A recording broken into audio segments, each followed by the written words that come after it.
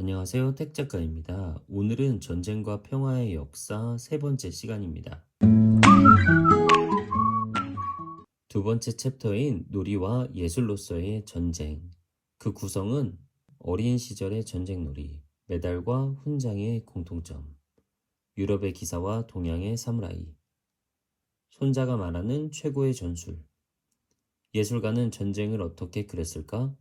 전쟁터는 건축가의 작업장. 이렇게 총 6개의 글로 구성이 되어 있습니다. 오늘 예술가는 전쟁을 어떻게 그렸을까를 읽어드리도록 하겠습니다. 예술가는 전쟁을 어떻게 그렸을까?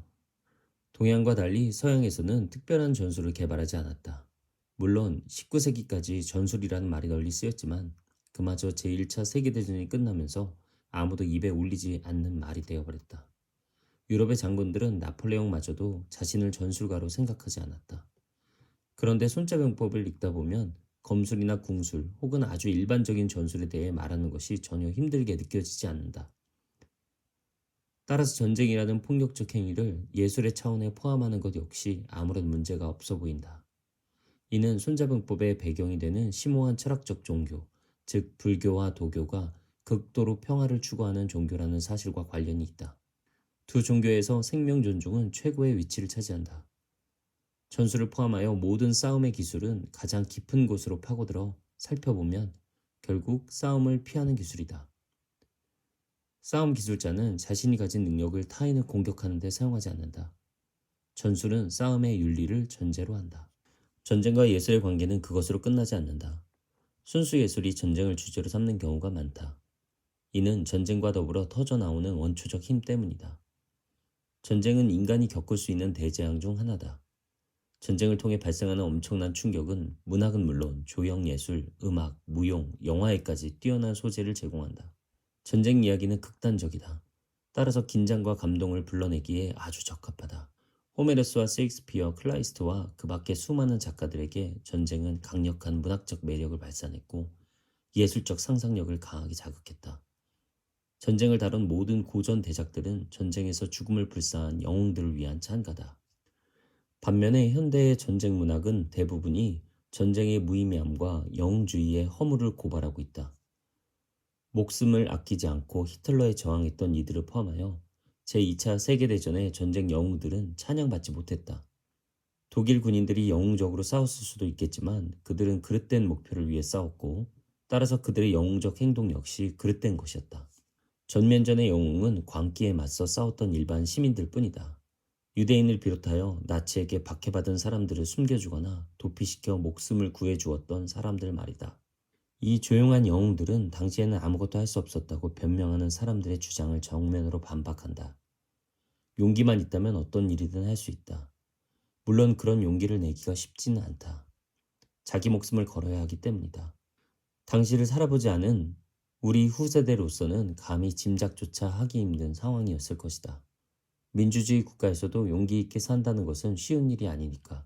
아차, 너무 엉뚱한 곳으로 빠졌다. 전쟁 문학에 대해 이야기하던 중이었다.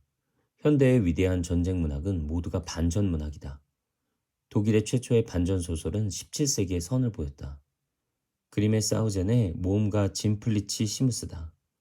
전쟁을 광기와 원시적인 야만 행위로 그린 풍자 소설이었다. 과거의 전쟁 문학은 전쟁을 신의 자연력으로 신들이 주도권을 쥐고 있는 자연재앙처럼 인간의 의지와는 관계없이 인간에게 밀어닥치는 사건으로 찬양했다. 전쟁은 어쩔 수 없이 닥쳐오는 고난이기에 이를 이겨낸 인간은 고귀하다. 인간 문화의 원시 신화라 할 수 있는 성경마저도 이미 말했듯 상당 부분이 전쟁 이야기로 채워져 있고 눈에는 눈, 이에는 이를 외치는 구약식의 참담한 전쟁이 지금도 성지에서 끊이지 않는다는 사실은 슬프기 한량없는 현실이다. 인류 문화의 원조 서사시라 할 호메로스의 일리아스 역시 전쟁 문학이며 작품에 등장한 위대한 영웅들은 결국 모두 파멸하고 만다.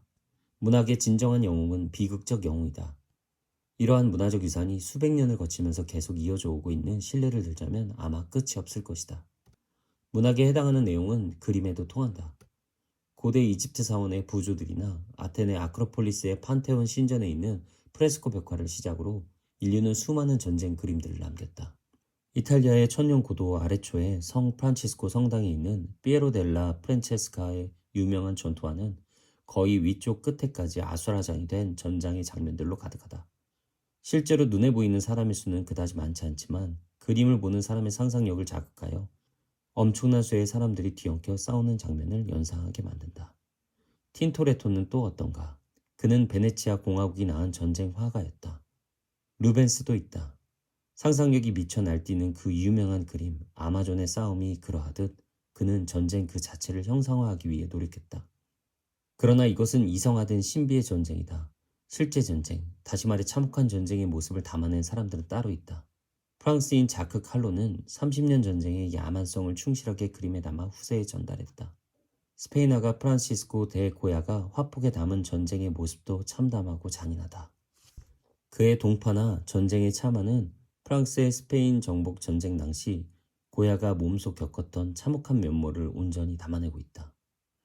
보는 이의 마음을 심란하게 만드는 고야의 그림들은 과거의 전쟁과 앞으로 다가올 전쟁 모두를 비판한다. 전쟁의 숭고한 목적 같은 건 있을 수 없다고 못 박는다. 인류의 눈을 열어 전쟁의 혐오스러운 모습을 보여주고 싶었던 것이다. 살인과 고문, 강간, 적에 대한 연민이 조금 더 허락되지 않는 비인간성, 문명이 이루어놓은 성과를 하루아침에 무너뜨리는 원시성, 그것이 전쟁의 진짜 얼굴이다. 파블로 피카소의 게르니카를 제외한다면 고야 이후 그 어떤 화가도 그처럼 집요하게 전쟁의 참상을 고발하지는 못했다. 문학과 회화에 이어 영화 역시 꾸준히 전쟁을 주제로 삼았다.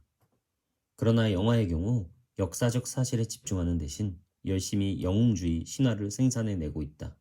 고대와 중세의 영웅들은 물론이고 우리 시대를 살아가는 일반 군인들에 이르기까지 스크린을 장식하는 전사들의 운명은 큰 감동을 선사한다. 반지의 제왕 같은 전쟁 영화의 매력은 열렬한 반전주의자들조차 떨쳐버리기가 쉽지 않을 것이다. 그런 영화들에서는 전쟁이 시대를 막론하고 인간에게 밀어닥치는 운명의 힘으로 그려진다. 영화 속의 전쟁은 선과 악의 영원한 투쟁이며 어느 쪽이 선인지 어느 쪽이 악인지가 늘 분명하다. 그러나 실제 전쟁에서 선과 악이 영화에서처럼 확연히 구분되는 경우는 없다. 특히 정신적으로 문제가 있는 망나니 주인공, 람보가 대표적이다. 을 통해 거짓의 영웅의 이미지를 만드는 할리우드 영화들의 전쟁 찬미는 참고 봐줄 수 있는 수위를 넘어섰다. 사람들이 고통스럽게 죽어가는 장면을 팝콘과 콜라를 즐기면서 여가활동 차원에서 감상한다는 것도 우려스럽기 그지없다. 영상으로 제공되는 폭력은 특히 청소년들에게 자석처럼 헤어날 수 없는 매력을 발산한다. 폭력과 오락이 하나로 결합되어 두 행위 경계가 사라져버린 것이다. 사실 예술과 전쟁만큼 대립되는 것도 없을 것 같다. 예술은 창조하고 전쟁은 파괴하기 때문이다. 그러나 달리 생각해보면 전쟁만큼 예술적 형상화에 적합한 소재를 많이 제공하는 분야도 드물다. 무기의 소음이 들리면 뮤즈는 침묵한다던 고대 로마인들의 말은 틀린 셈이다. 이로부터 작가와 화가들은 영감을 얻기 위해 전쟁터로 달려갔다. 1792년 여름 1차 프랑스 혁명 전쟁에 참전하여 그 유명한 발미포격을 직접 체험했던 젊은 괴테처럼 말이다.